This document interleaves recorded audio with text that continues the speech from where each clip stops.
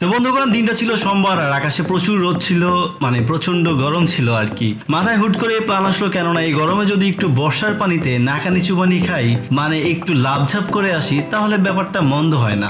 তো এই শর্ট ট্যুরটার মধ্যে ছিল আমাদের ঘুরে বেড়ানো, খাওয়া দাওয়া, আড্ডা দেওয়া, সবটা আপনাদের সাথে শেয়ার করব। তো ভিডিওটি না টেনে প্রকৃতির সৌন্দর্য উপভোগ করার আমন্ত্রণ রইল।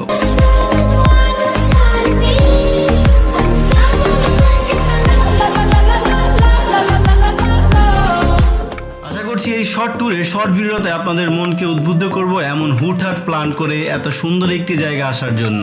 তো যে কথা সেই কাজ, আমি আর আমার বন্ধু নাহিদ চলে গেলাম ওদের গ্রামের বাড়ির এলাকায়। মানে গত ভিডিওতে যে জায়গাটা আপনারা দেখেছেন, খুবই চমৎকার একটি জায়গা, মানিকগঞ্জের জয়মণ্ডপের পাশে চাপড়াইল নাম জায়গাটার। নামটা যেমন একটু অদ্ভুত, তেমন জায়গাটাও অদ্ভুত সুন্দর। আমি 100% গ্যারান্টি দিয়ে বলতে পারি, যারা প্রকৃতিপ্রেমী আছে তাদের সবারই এই জায়গাটা অবশ্যই ভালো লাগবে।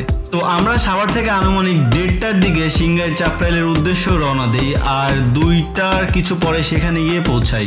যদিও আমাদের প্ল্যানটা ছিল হুট করেই, তো আমাদের সাথে কোনো কিছুই ছিল না। সেখানে আমাদের বন্ধু সম্রাটের বাসা থেকে আমরা লুঙ্গি, গামছা এগুলো নিয়ে চলে যাই আমাদের গন্তব্য গোসল করার স্থানে। গত ভিডিওতে যখন এসেছিলাম তখন ছিল বিকেল, আর বিকেলে আমরা জানি প্রকৃতি তার সব সৌন্দর্য উজাড় করে দিতে থাকে। দুপুরের রোদে তার চিত্রটা কিছুটা ভিন্নতর থাকে। তো যাই হোক, দুপুরে যাওয়ার আরো একটি কারণ ছিল, কেননা তখন খুব বেশি মানুষ সেখানে থাকে না, তো আমাদের গোসল করতে কিছুটা সুবিধাই হবে। তো আমরা সেখানে গিয়ে আমাদের পরনে যা যা ছিল সবকিছু খুলে লুঙ্গি পরে নিলাম, যদিও আমাদের কাছে অন্য কোনো কাপড় চোপড় ছিল না। সেখানে কিছু বাচ্চা কাচ্চারা আগে থেকেই ছিল, গোসল করছিল এবং পানিটা অনেক অংশে নোংরা করে রেখেছিল।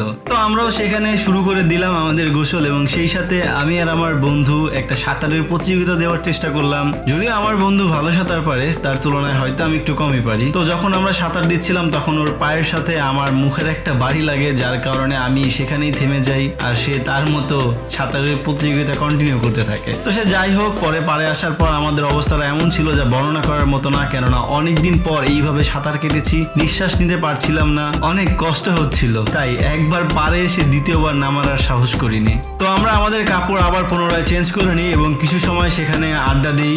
যখন বিকাল হওয়া শুরু করে তখনই সেই জায়গার সৌন্দর্য আবারও ফুটে ওঠে। খুব বেশি বাতাস আর সেই সাথে প্রাকৃতিক সৌন্দর্য ছিল দেখার মতো। যাই হোক, আরো কিছু সময় আমরা সেখানে বসলাম এবং ফ্রেন্ডের সাথে আড্ডা দিলাম। তো কিছু বাচ্চা কাচ্চা ছিল, তাদের সাথে একটু মজা নিলাম।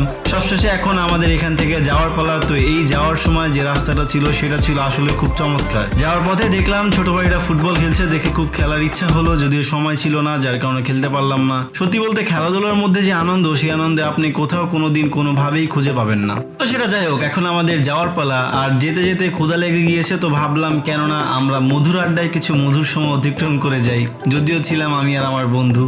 তো সে যাই হোক, সেখানে গিয়ে অন্যরকম এক পরিস্থিতির শিকার। মানে তাদের খাবারের মানটা ছিল সেটা পরেই বলি, কিন্তু ম্যানেজারের ব্যবহারটা ছিল মোটেও মার্জিত না। অ্যাজ এ রেস্টুরেন্ট ম্যানেজার, তার কাছ থেকে আমরা অবশ্যই মার্জিত ব্যবহার আশা করব। যদিও রেস্টুরেন্টের পরিবেশটা ছিল খুবই চমৎকার, বিকালে বন্ধু বান্ধব প্রিয়জনদের সাথে বসে খাওয়ার মতো এবং আড্ডা দেওয়ার মতো খুব চমৎকার একটি জায়গা। এক কথায় মন ভালো করে দেওয়ার মতো একটা জায়গা। কিন্তু এখানে খাবারের প্রাইসটা ছিল ওভার প্রাইস।